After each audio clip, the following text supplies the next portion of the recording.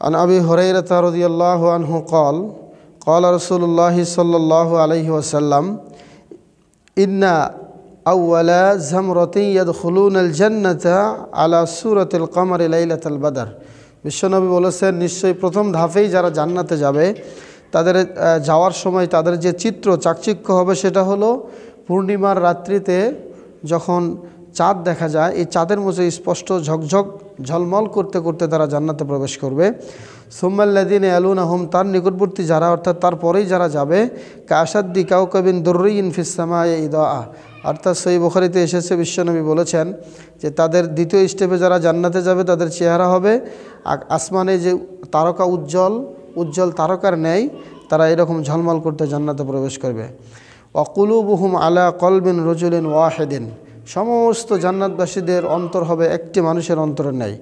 লা ইখতিলাফা বাইনাহুম, তাদের মাঝে কোনো ইখতিলাফ থাকবে না, কোনো মতনৈক্য থাকবে না। ওয়ালা তাবাগুযা, তাদের মধ্যে কোনো হিংসা বিদ্বেষ থাকবে না।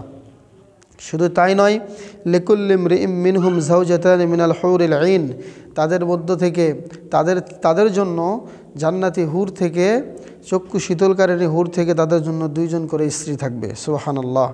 এরপরেও ইউরা মুখু সুকিহিন্না মিন ওয়ারাইল আযমি ওয়াল লাহমি মিনাল হুসনি, তাদের সৌন্দর্য এত বেশি হবে, বিশাল সৌন্দর্যের কারণে তাদের গোস্ত এবং হাড্ডির মাঝখান থেকে তাদের যেই এই মুখ অর্থাৎ নলা, তাদের নলার ভেতর থেকেও তাদের সৌন্দর্যতা দেখা যাবে এবং রক্ত চলাচল করবে, স্পষ্ট দেখা যাবে। সুবহানাল্লাহ।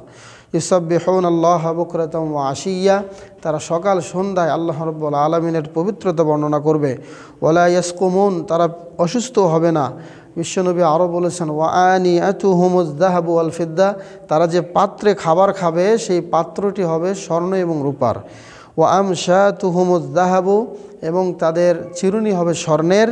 ওয়াহুম আলা সুরতি আবিহিম আদামা আলাইহিস সালাম সিত্তুনা জিরা, এবং লম্বায় জান্নাতীরা হবে প্রায় 60 গজ লম্বা। সুবহানাল্লাহ।